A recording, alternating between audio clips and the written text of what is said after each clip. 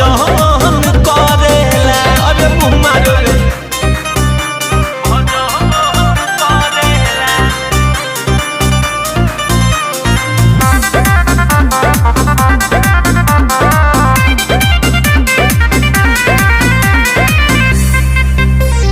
करेला उ जादू मंत्र कोरावा सुता के झाड़ फूक ना करे कबो दियावा